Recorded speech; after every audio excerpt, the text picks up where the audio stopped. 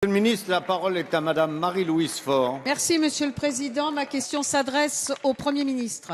Les graves attentats terroristes qui ont secoué notre pays début janvier ont mis en lumière les différentes filières permettant à de jeunes Français radicalisés de rejoindre les terres de djihad, essentiellement en Syrie et en Irak.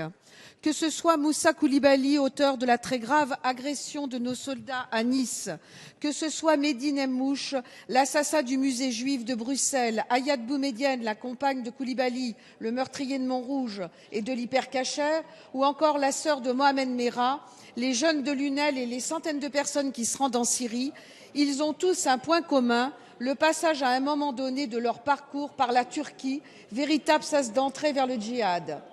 Je rentre de Turquie où la Commission des affaires étrangères a mené une mission. Nous avons pu rencontrer des autorités qui nous ont fait part du nombre important et croissant de Français refoulés à leur arrivée en Turquie.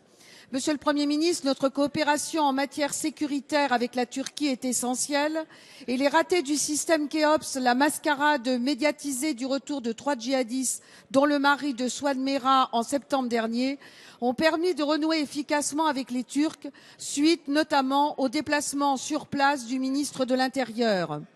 Quels moyens de coopération mettons-nous en œuvre avec les Turcs pour répondre à ces enjeux, sachant qu'ils ont recensé 7000 individus, dont 600 ressortissants français, interdits du territoire turc? Comment expliquer que l'accompagnateur de Ayad Boumedienne, Mehdi Belloussine, connu et surveillé par nos services, ait pu entrer avec elle en Turquie début janvier 2015?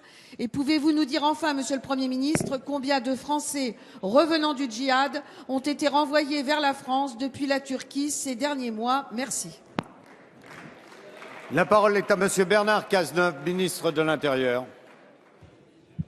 Madame la députée Marie-Louise Faure, vous soulevez une question essentielle, qui est celle de la coopération entre la France et la Turquie pour lutter contre le terrorisme.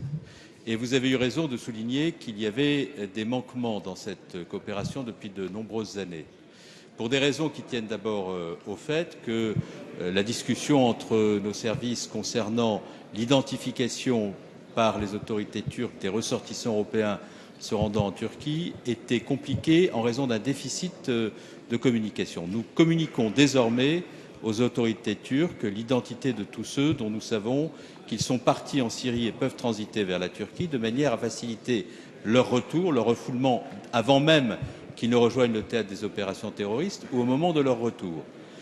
Nous avons également le souhait que les autorités turques nous informent de l'identité des Français qui ont traversé la frontière entre la Turquie et la Syrie, qui sont placés en centre de rétention par les autorités turques avant que d'être renvoyés en France, de manière à sécuriser le retour de ces combattants étrangers et assurer leur judiciarisation en France. Ça a été l'objet de mon déplacement en Turquie. Nous avons établi des règles et un protocole et désormais, il y a chaque semaine plusieurs retours de ressortissants français en provenance de la Turquie vers la France qui se passent dans des conditions parfaites et au terme desquelles la judiciarisation de ces cas, ou en tous les cas leur audition par les services de renseignement, est possible. C'est un premier point. Le deuxième point sur lequel je voudrais également insister, c'est sur la nécessité d'aller sans doute plus loin dans cette coopération, par des échanges entre nos services de renseignement concernant le profil de ceux qui sont partis, de ceux qui les accompagnent et qui ne sont pas nécessairement français, et concernant également l'activité d'un certain nombre de cellules dormantes en Turquie. Et c'est sur ces sujets que nous travaillons de façon confiante et renforcée avec les autorités turques pour lutter efficacement contre le terrorisme. Merci, Monsieur le ministre.